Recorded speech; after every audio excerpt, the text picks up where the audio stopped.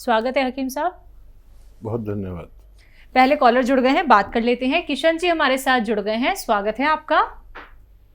अच्छा जी, नमस्कार। नमस्कार जी आदाब। नमस्कार जी। जी आदाब किशन जी, बताइए क्या सेवा। ठीक है, ठीक है, बिल्कुल ठीक है, कृपा हो रही है, आपकी कृपा हो रही है। अच्छा, हम बात करना चाहते हैं, हफ्ता पर अपने लगे रहे अपने आपके साथ, मिला नहीं नंबर। बताइए। अच्छा, हमको टांगों में, बाजुओं में खारिश है, एलर्जी की।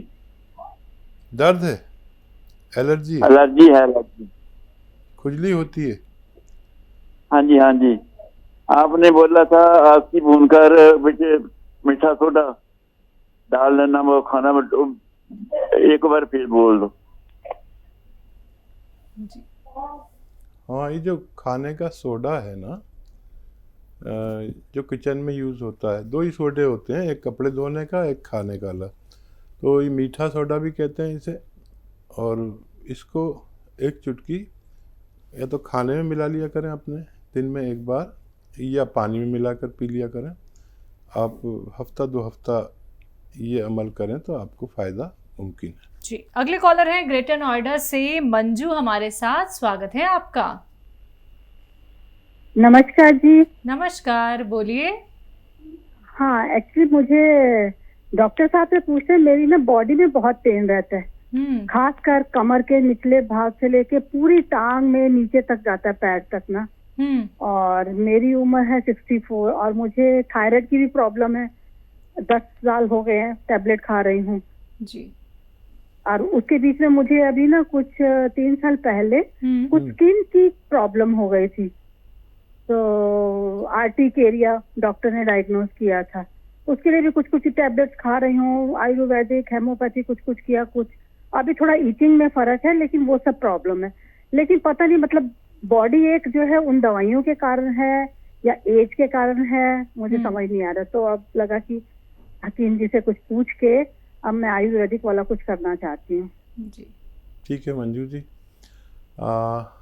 आपके सारे रोग ठीक होना मुमकिन है, ये खुशखबरी है। लेकिन उसके लिए आपको मेरी बात गौर से सुननी होगी और लिखनी भी होगी। देखिए, ईचिंग है तो एक चुटकी खाने का सोडा पानी में मिला के रोज़ पी लिया करें। 1 गिलास पानी में मिलाएं, लेकिन 2 गिलास पानी पिएं, ठीक है। ईचिंग है, दोबारा से कहता हूँ, तो एक चुटकी खाने का सोडा 1 गिलास पानी में मिला के पी लिया करें और पानी 2 गिलास पिया करें। इससे आपकी ईचिंग ठीक होना मुमकिन है। अब रही बात कमर और टांग में दर्द या बॉडी के किसी भी हिस्से में दर्द हो, तो देखिए आसान नुस्खा है, आप समझ लें। एक आता है गोंद स्याह, काला गोंद कहते हैं इसे। ये गोंद स्याह देखने में ब्राउन और इसको कहते काला गोंद या गोंद स्याह है। ये 100-200 ग्राम बस खरीद लें और मिलना चाहिए असली गोंद स्याह, असली। आधा ग्राम सुबह खाना है, आधा ग्राम शाम। ये ख़त्म नहीं हो पाएगा कि आपकी तकलीफ़ का ठीक होना मुमकिन है। वज़न ना उठाया करें और वेस्टर्न, ये कुर्सी वाला बाथरूम ज़रूर आपके पास होगा। जिस अंदाज में आपने बात की तो आपके घर में ये ज़रूर होगा, तो उसी का सेवन करें, नहीं हो तो लगवा लें। अच्छा, फिर दूसरी बीमारी पर आता हूँ। अब है आपको 10 साल से थायराइड। थायराइड का भी इलाज मुमकिन है, लेकिन उसके लिए 10 महीने चाहिए। अगर आपके पास हैं तो धनिया 300 ग्राम, धनिया, साबुत धनिया 300 ग्राम, आंवला सूखा हुआ 100 ग्राम और मेथी 100 ग्राम और गोंद मोरिंगा सफ़ेद, याद रखें गोंद मोरिंगा सफ़ेद वाला, लाल वाला नहीं, लाल नकली होता है। गोंद मोरिंगा सफ़ेद लें और पाउडर बनाएं। 1 चम्मच सुबह, 1 चम्मच शाम, पानी से खाएं, छोटा चाय का चम्मच। दिन में 5 बार गर्म पानी पिएं और वो गोली भी खाएं जो डॉक्टर ने दी हुई है। वो गोली कम होती जाएगी हर महीने। आपका थायराइड इतना कम होगा कि आपके डॉक्टर को मजबूरन गोली कम करनी पड़ेगी उसकी पोटेंसी, और 10 महीने इंतज़ार करें। गोली कम होते होते छूट जाएगी इन 10 महीनों में और आपको सेहतमंद होना मुमकिन है। जी, बागपत से अगले कॉलर हैं उपेंद्र जी, स्वागत है आपका। हाँ जी गुरुजी, नमस्कार जी। जी आदाब उपेंद्र जी, बताइए क्या सेवा है। गुरुजी ये एक तो मुझे ये बताइए, मेरे पास गन्ने का सिरका है, क्या मैं इसकी हरी मिर्च जो डाल के वो ले सकता हूँ? और दूसरा सवाल मेरा ये है, क्या मैं मतलब रोगन बादाम दूध में डाल के और शक्कर का दूध पी सकता हूँ या नहीं पी सकता? आपको ये बताइए शुगर है क्या?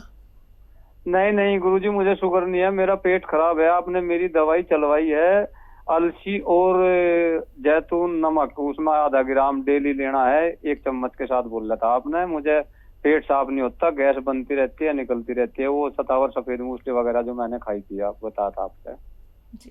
तो शुरू कर दिया आपने? हाँ जी, वो 1 महीना हो गया जी मुझे लेते हुए, लेकिन इसमें गुरुजी थोड़ा ऐसा हुआ कि अब थोड़ा कुछ असर कम हुआ इसका दवाई का, कुछ पेट थोड़ा कम साफ हो रहा है अब मेरा। ठीक है ठीक है।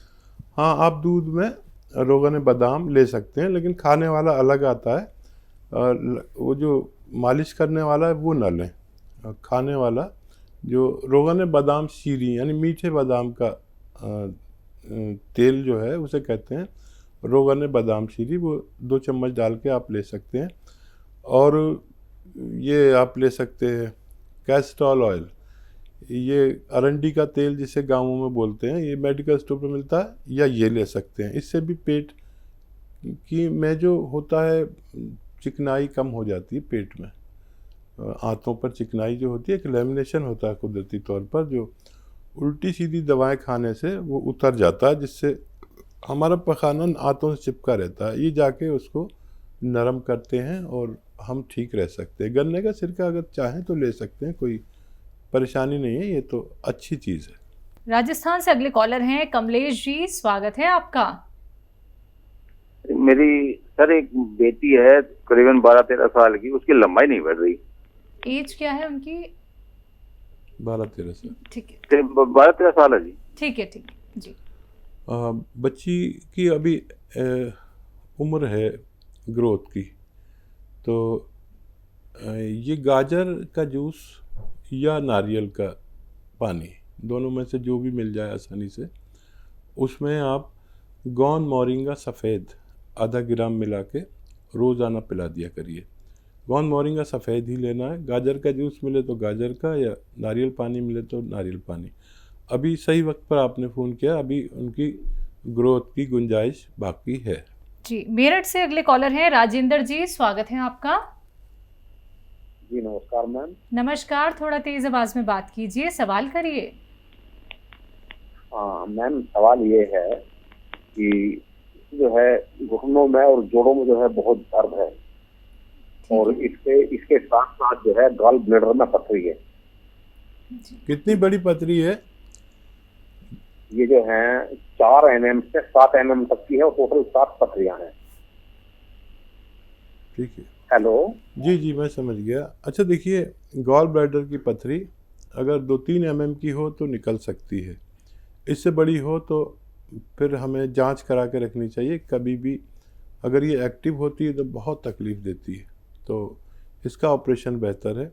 कोई भी कितना भी कहे कि इसका निकलना मुमकिन है, मुमकिन नहीं होता, ऐसा मेरा अनुभव है। तो इसके लिए आप ऑपरेट करा सकते हैं, बहुत आसान इसका ऑपरेशन है। अब तो बहुत ही आसान हो गया, और इससे निजात आप ऑपरेशन के ज़रिए पाएँ। किडनी में कितनी भी बड़ी पथरी हो, उसका निकलना मुमकिन है। और ये जो बहुत दर्द है आपके, ये जा सकता है।